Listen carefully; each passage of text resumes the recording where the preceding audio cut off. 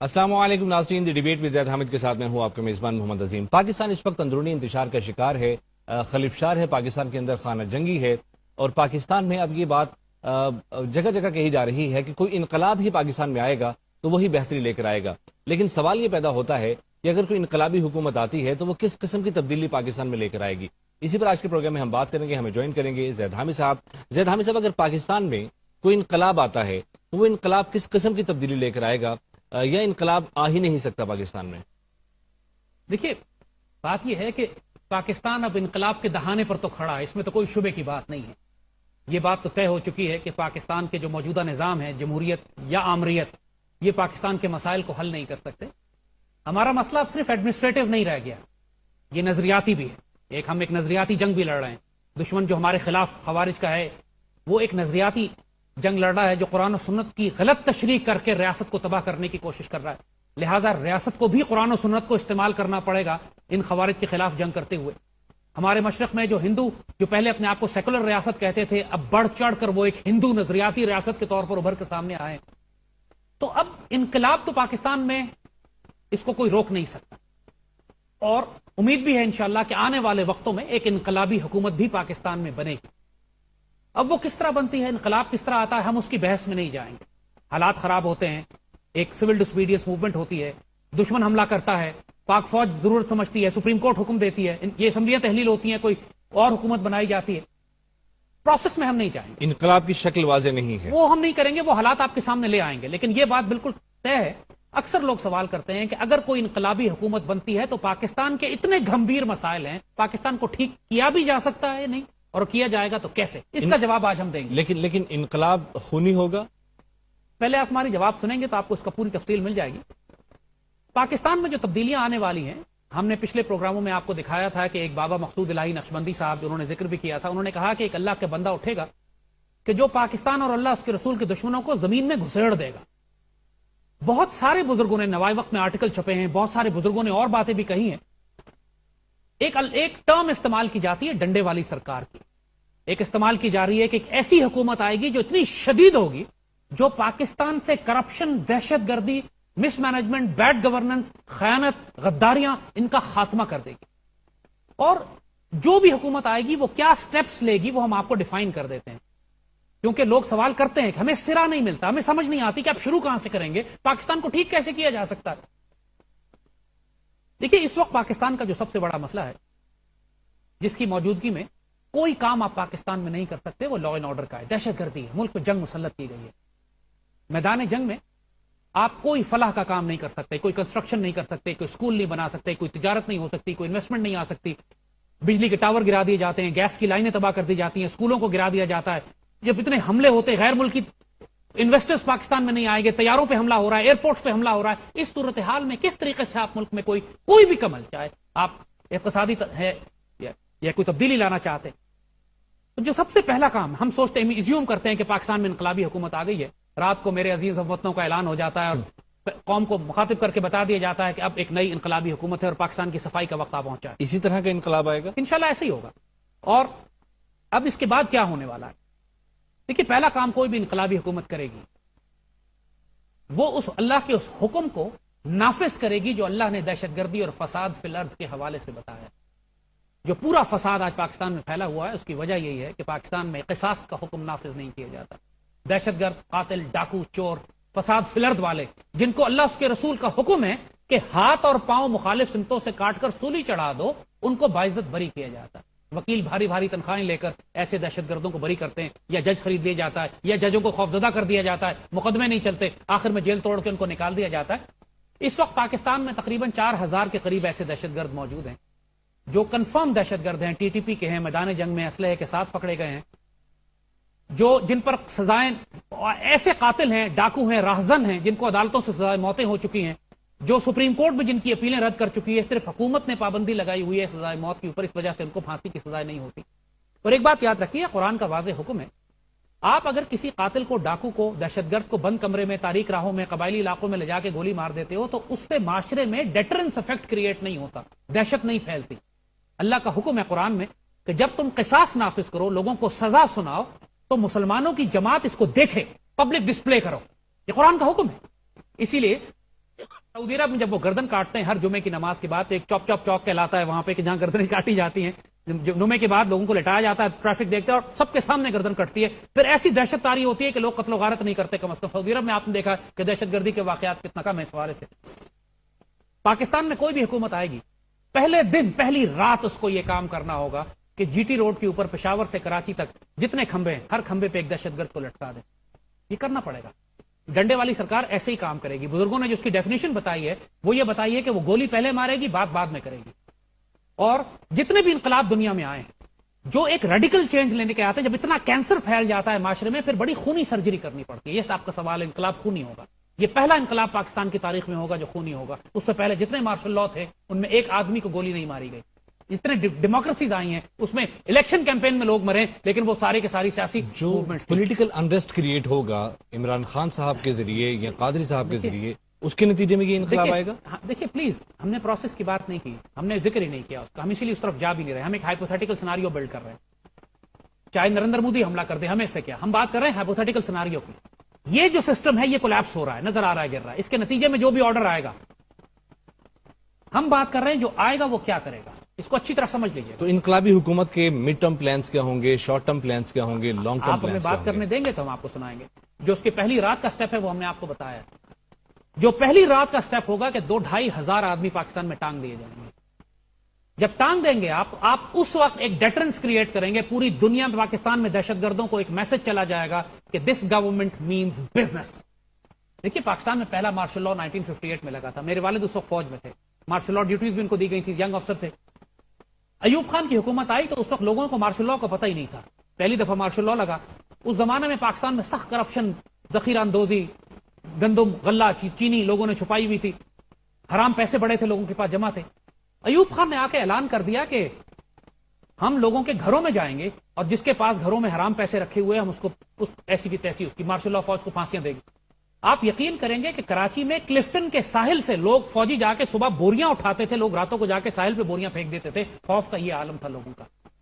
لوگوں نے پہلی دفعہ مارشل لاء دیکھا تھا، لوگوں کو اندازہ نہیں تھا کہ فوج کو مارشل لاء کرتی کیا ہے۔ ایوب خان نے کہا کہ صرف اپنے 1 سال کی گندم آپ گھر میں رکھ سکتے ہیں اپنے پاس، اس کے بعد جتنی گندم ہے لوگ بازار میں لے آئیں، اگر کسی نے ذخیرہ اندوزی کی ہم اس کو مارشل لاء میں مقدمہ چلا کے گولی مار دیں گے۔ پورے پاکستان میں گندم تاریخ میں کبھی اتنی سستی نہیں تھی جتنی پاکستان میں اس وقت گندم اویلیبل تھی۔ ساری ذخیرہ اندوزی ختم ہو گئی، لوگوں نے چینی، گندم، غلہ جو سٹور کیا ہوتا تھا کہ مہنگا ہوگا تم بیچیں گے، ذخیرہ اندوزی ختم ہو گئی۔ 1 سال کی غلہ اپنے گھر کے لیے رکھ لیا، باقی سارا منڈی میں۔ اور غریب آدمی کو ایسی فلاح اور خیر پھیلی۔ آپ نے دیکھا کہ پورے ایوب خان کے دور میں آخری دور تک وہ آخر میں بالکل ایک چینی مہنگی ہوئی 4 آنے کی، اس کو بہانہ بنایا لوگوں نے، ورنہ 10 سال ایوب کے دور میں کبھی لوگوں نے فساد نہیں کیا۔ یہ ہوتا ہے ایک ڈیٹرنس افیکٹ۔ اب حالات اتنے بگڑ چکے ہیں کہ پہلا کام تو آپ کو کرنا ہے کہ 2.5-3 ہزار بندے پہلی رات ٹانگ دیں۔ جب آپ وہ ٹانگیں گے تو آپ پورے ملک میں دہشت گردوں کو، کرپٹ کو، فساد پھیلانے والوں کو ایک میسج دیں گے کہ اب ڈنڈے والی سرکار جو آئی ہے دے مین بزنس۔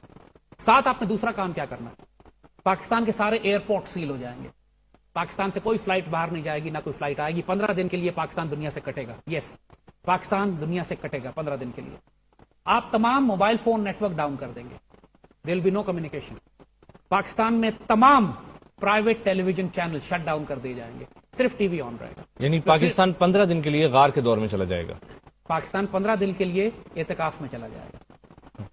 پاکستان اپنی صفائی کرے گا، پاکستان کی تطہیر ہوگی، پیوریفیکیشن ہوگی۔ یہ ضروری ہے۔ آپ نے دہشت گردوں کو، خوارج کو، کرپٹ لوگوں کو، جو چور ہیں، جو حرام خور کے بچے ہیں، جو ملک سے باہر بھاگنا چاہتے ہیں، جنہوں نے ٹکٹ کٹائے ہوئے ہیں، ان کو روکیں گے آپ۔ جن کے جو آپس میں ایک دوسرے سے کمیونیکیشن اور رابطے کر کے دہشت گردی کریں گے، تعلقات بنائیں گے، بھاگنے نکلنے سفارش کرنے کی کوشش کریں گے، سب شٹ ڈاؤن ہو جائے گا۔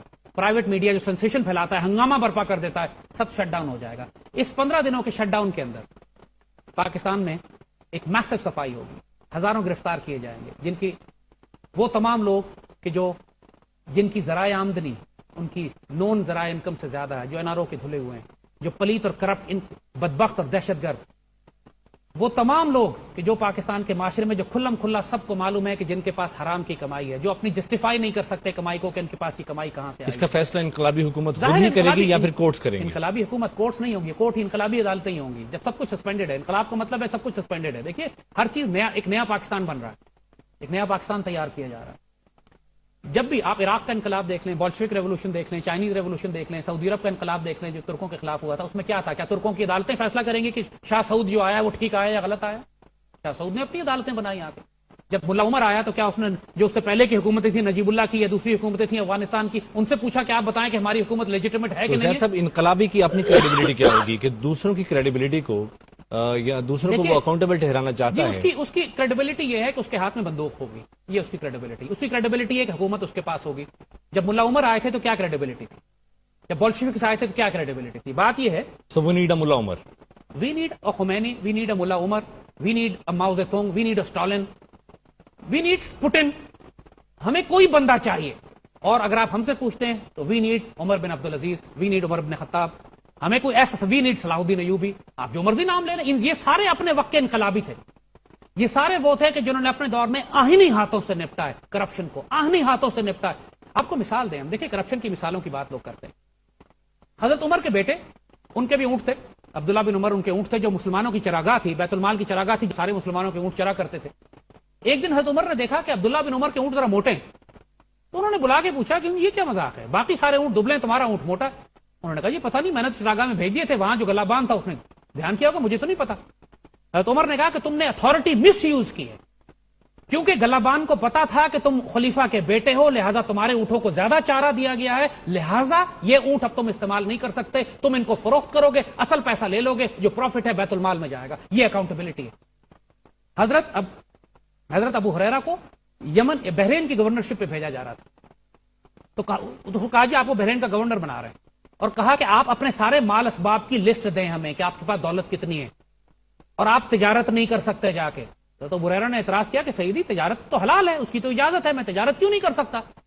تو عمر نے فرمایا کہ اگر بادشاہ گورنر وقت کا جو گورنر ہے وہ تجارت کرے گا تو پھر دوسرے تاجر اس سے تجارت کرنا پسند کریں گے کہ ان کو اکنامک بینیفٹ زیادہ ملے گا بادشاہ سے، گورنر سے تجارت کرنے کے نتیجے میں. لہٰذا جس کو ہم اپنا گورنر بنا کے بھیجیں گے، وزیر بنا کے بھیجیں گے، منسٹر بنا کے بھیجیں گے، وہ تجارت بھی نہیں کر سکتا، ایک ٹیڈی پائی تم اوپر نہیں کما سکتے. یہ رولز ہیں اسلامک گورننس کے. اور آج اگر نواز شریف کی حکومت، نواز شریف کی جو بلینز آف ڈالرز کی آمدنی ہے وہ صرف اس وجہ سے ہے کہ انہوں نے حکومت وقت کا اختیار اور طاقت استعمال کی ہے. اتفاق فاؤنڈری سے بلڈ کرتے کرتے آج یہ دنیا میں کہاں پہنچے ہیں. زرداری نے کیا ہے، سارے ہمارے حکمران یہ کرتے ہیں، طاقت میں آتے اس لیے ہیں کہ اس پاور کو مس یوز کریں.